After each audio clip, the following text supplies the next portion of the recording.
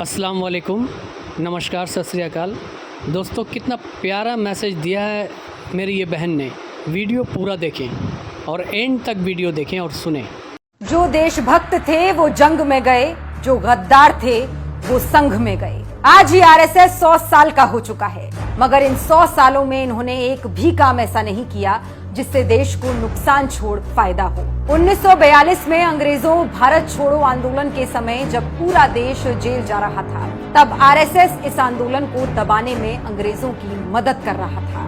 RSS वो संगठन है जिसका एक भी नेता आजादी की लड़ाई में जेल नहीं गया। ये वो संगठन है जो भगत सिंह, चंद्रशेखर आजाद और महात्मा गांधी जैसे क्रांतिकारियों को अराजक कहकर ब्रिटिश शासन के पक्ष में काम करता रहा था। ये वो संगठन है जिसने हिंदुओं और मुसलमानों का सांप्रदायिक विभाजन कर देश को 2 टुकड़ों में बांटकर खोखला किया। ये वो संगठन है जिसके हाथ महात्मा गांधी के खून से लाल हैं। ये वो संगठन है जिसके तथाकथित वीर अंग्रेजों के घोषित गुलाम थे। ये हमारे देश का दुर्भाग्य है कि यहाँ आरएसएस जैसे सांप्रदायिक और नफरती संगठन के कार्यकर्ता सीधे तौर पर सरकार चला रहे हैं। जो लोग संविधान की जगह शुरू से मनुस्मृति की वकालत करते रहे हैं, अब वही लोग हमारे देश में मुख्यमंत्री और प्रधानमंत्री बन रहे हैं। ऐसे में उनसे सामाजिक, राजनीतिक और आर्थिक न्याय की उम्मीद कैसे करें?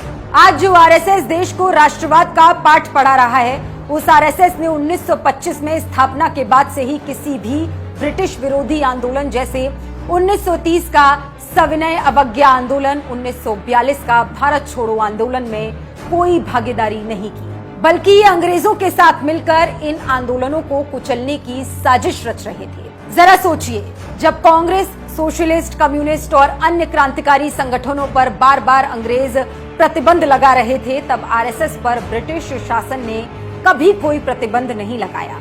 इनके किसी स्वयंसेवक को कभी जेल नहीं भेजा, ताकि ये लोग बाहर रहकर जनता के मन में हिंदू मुसलमान का जहर भर सके, और इन्होंने अपना काम किया भी। यही कारण था कि 15 अगस्त 1947 को आजादी मिलने से पहले देश में खतरनाक खून खराबा हुआ। नफरत और दंगों के आगोश में आकर लाखों लोग जिंदा लाशें बन गए। गांधी, नेहरू के लाख प्रयासों के बाद भी देश 2 भागों में बंट गया। अब बारी थी संविधान की। यहाँ भी आरएसएस संविधान को नकार कर मनुस्मृति लागू करने की जिद करने लगा। आरएसएस ने अपने एक भी आदमी को संविधान सभा में नहीं भेजा। आरएसएस ने हमारे राष्ट्रीय ध्वज तिरंगे का अपमान किया, उसे हानिकारक बताया। आरएसएस के मुख्यालय पर 52 साल तक भारत का तिरंगा झंडा नहीं फहराया गया। इन्होंने खुलकर आरक्षण और संविधान का विरोध किया, मगर देश की जनता ने तब आरएसएस के सारे मंसूबों को नकार कर इन्हें अप्रासंगिक बना दिया। इससे खार खाकर आरएसएस के नाथूराम गोडसे ने बूढ़े राष्ट्रपिता महात्मा गांधी की गोलियों से छलनी कर हत्या कर दी। आज आजादी के 78 साल बाद भी आरएसएस का सिर्फ एक ही काम है, देश में हिंदू मुसलमान की आग लगाकर सत्ता पर कब्जा करना, देश की संस्थाओं पर कब्जा करके नफरत और उन्माद फैलाकर अपनी मनमानी करना। अगर मैं ये कहूँ कि आज देश की अधिकतर समस्याओं की जड़ आरएसएस है, तो अतिशयोक्ति नहीं होगी। जिस दिन ये संगठन देश में आग लगाकर देश को खोखला करना बंद कर दे, उसी दिन आधी से ज्यादा समस्याएं निपट जाएंगी।